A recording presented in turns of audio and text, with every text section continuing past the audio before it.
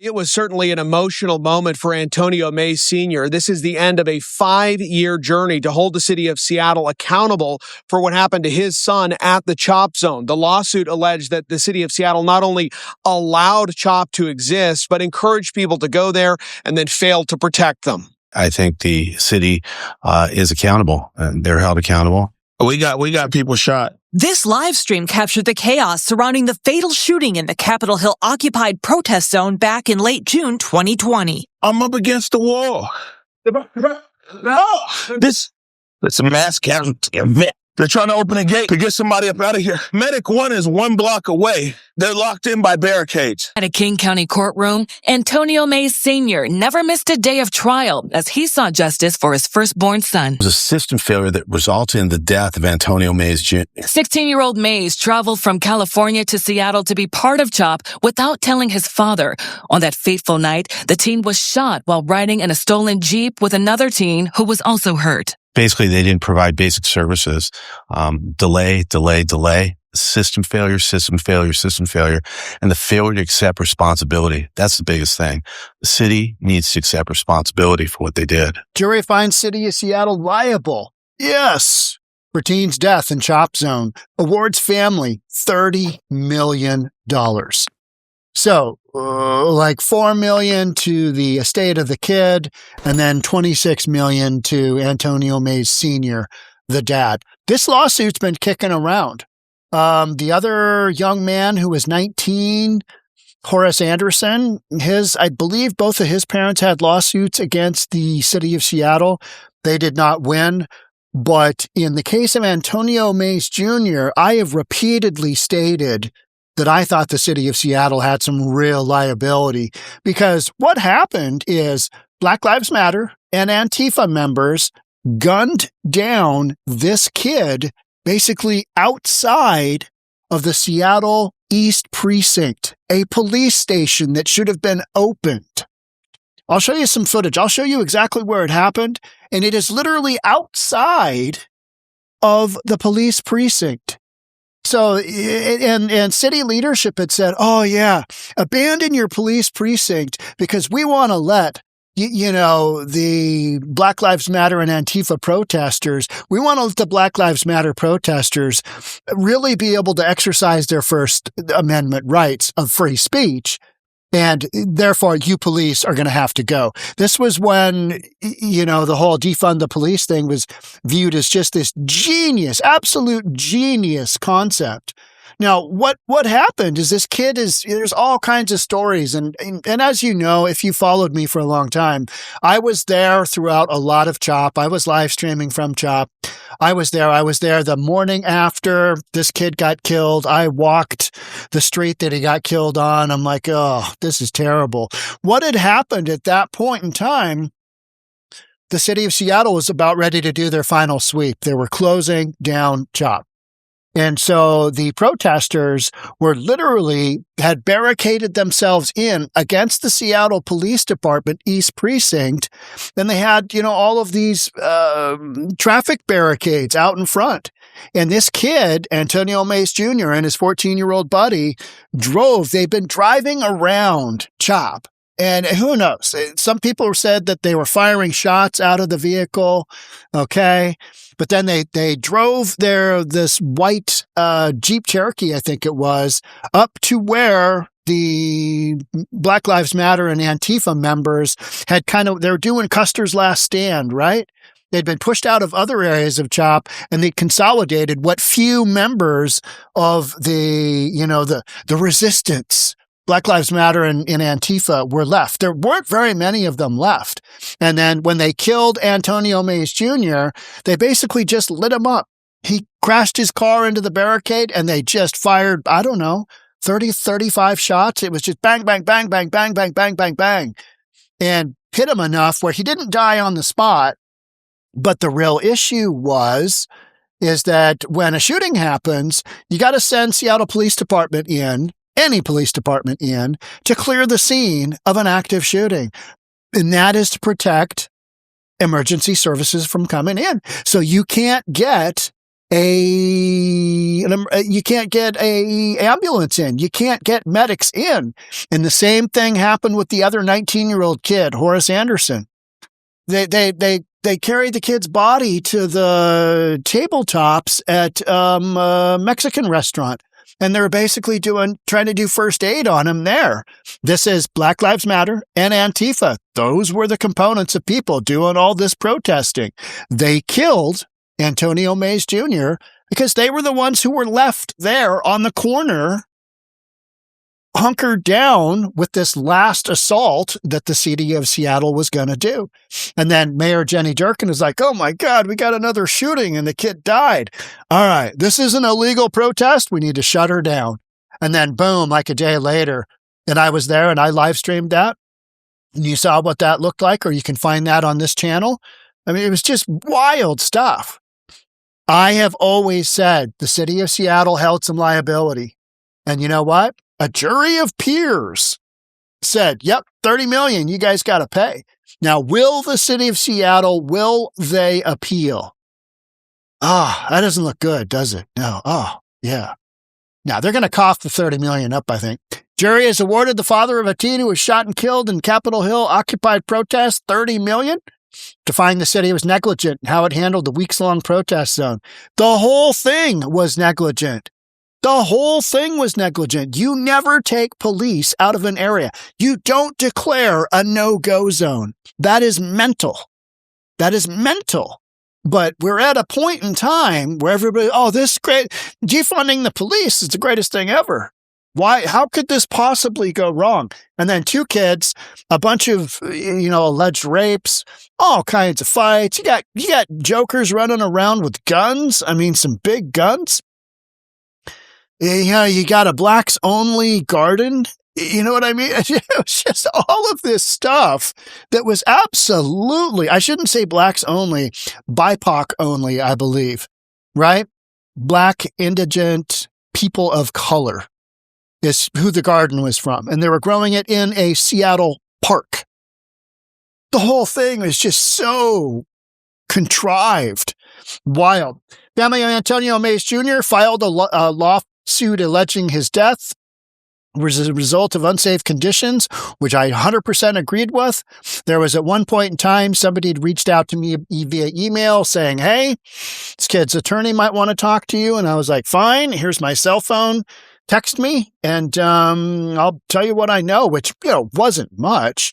But I have outwardly said that I thought the city of Seattle was liable from the standpoint of you don't want to send in police officers. You've cleared police officers out. And then what do you do when you have an active shooting? Oh, God, we can't send in police because this is a no cop zone. Oh, what do we do? And they took like 5 hours to get to the scene of the shooting here. And by then, Black Lives Matter and Antifa had totally ransacked the crime scene, right?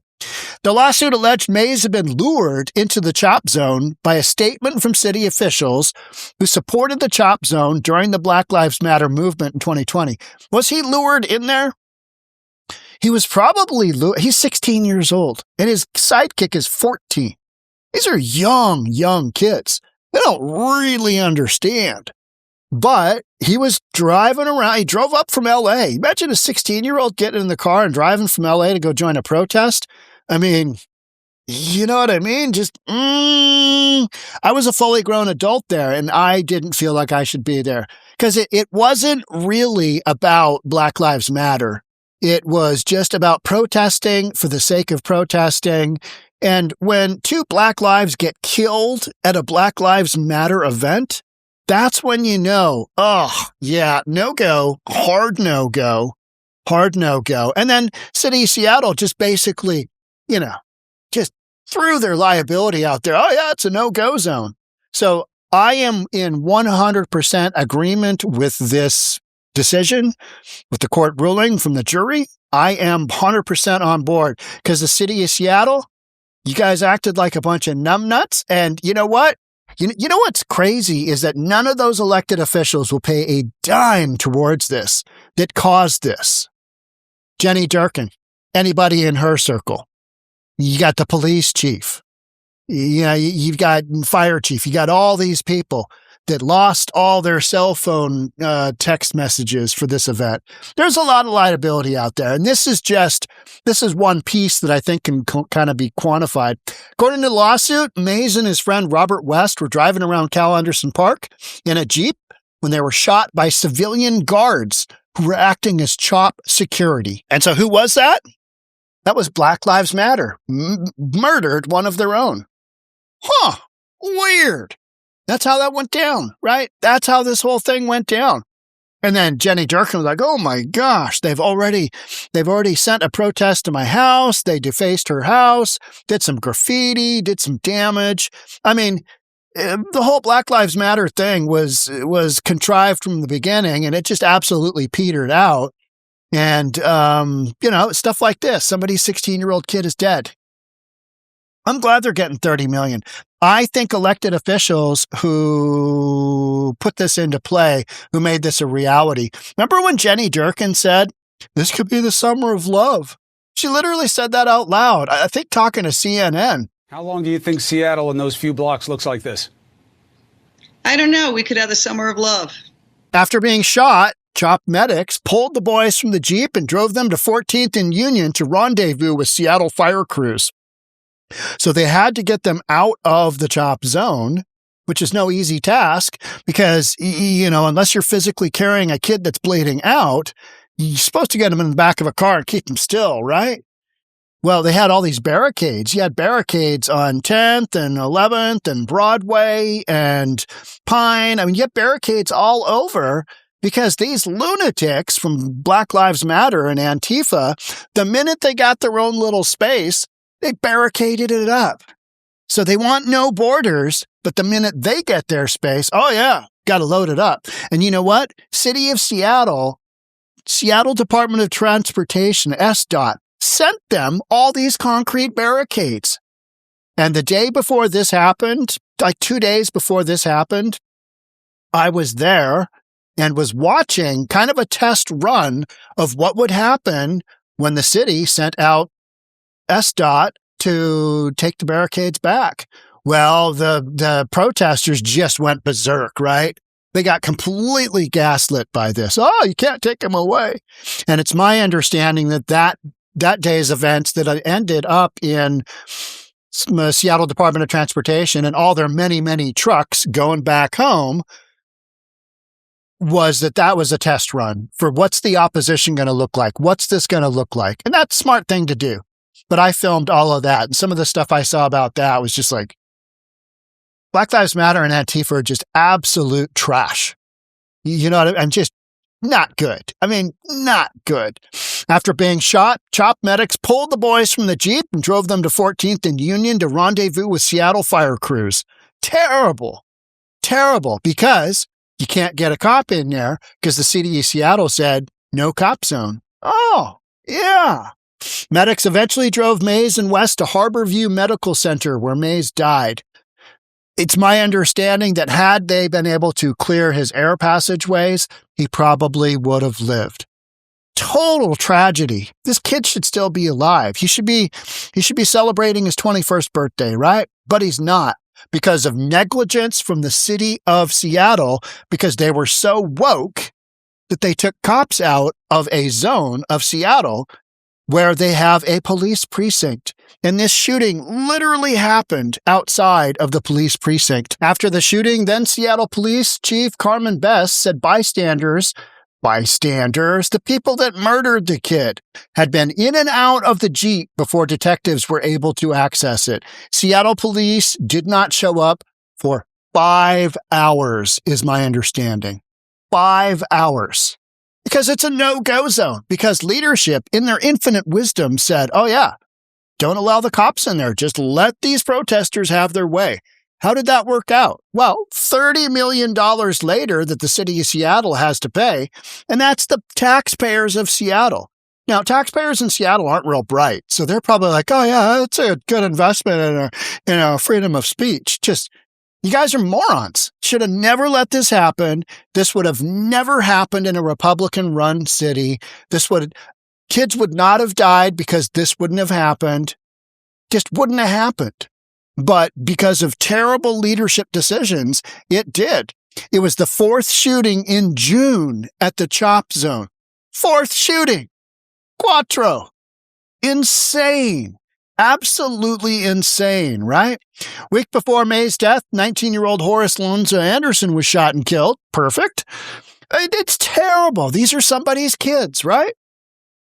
Tragedy should have never happened, but it did. Marcel Long was convicted of Anderson's murder and sentenced to more than a decade in prison. Okay, they were arguing about, they were playing cards, I think. They were gambling.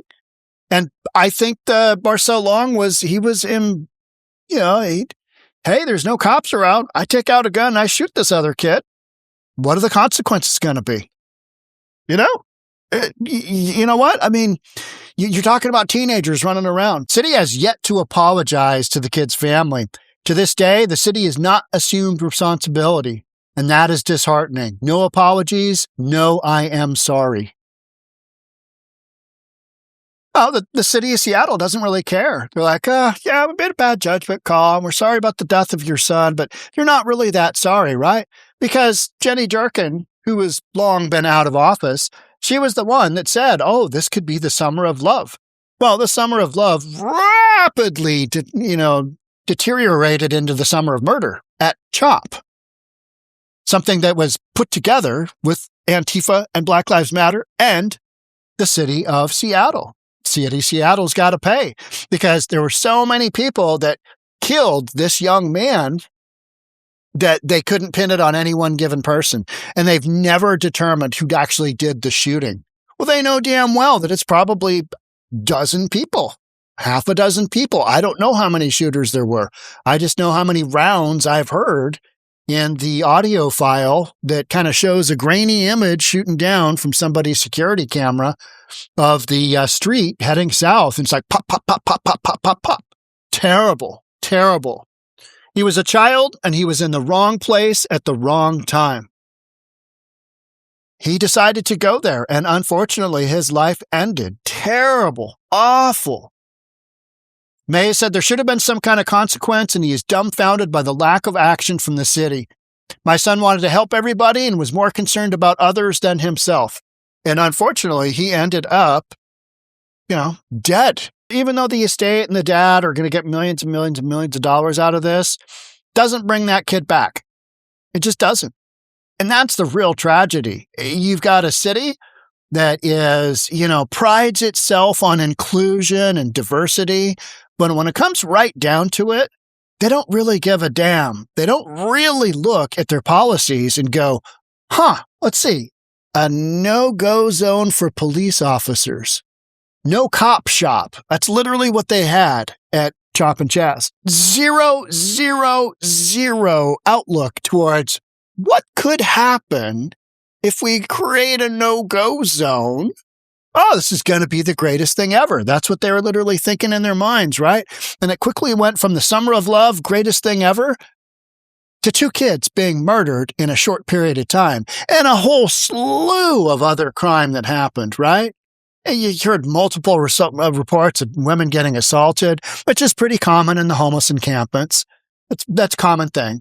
But you had this whole crowd deal, this whole just crowd deal at CHOP, where it was known there's no cops around. Anything goes, including murder. And so that's what happened. And then when a jury looks at it, they're like, okay, this kid shouldn't have died. They should have been able to get emergency services. The city didn't provide basic emergency services. You got some liability. So this is a warning shot to every municipality who thinks, oh, maybe it would be a good idea to create a no cop zone. Maybe that would just be really smart. Yeah. No. It's not. And it wasn't from the beginning. It's not now because this kid isn't coming back. And that is a terrible, terrible tragedy. City of Seattle, you're liable. You're liable for a whole bunch of stuff. You're probably never going to pay, but that's kind of the way it goes. This is more of an example of Democrat progressive ideology gone sideways and what can happen as a result of said ideology when it actually gets enacted in real life? What actually happens when you create a no-cop zone? Well, people get murdered, and then city has liability. So, are other cities going to learn this lesson? No. They need to go through it themselves. Hey, knucklehead Democrat cities, this is what happens. But they're not listening. They are literally encouraging their constituents right now to fight ICE, another law enforcement entity. See where this is going? Just rinse, repeat, and don't ever look at the actual details. But, the reality, we're getting somewhere. We're doing something with all this protest stuff. No, you're not. You didn't get anywhere. And you murdered a couple of kids. Nice job, guys. Well done. All right. That's it for me. Thanks so much for being here. Love to have you subscribe. Hit that notification bell. I'll see you in the next episode. Bye for now.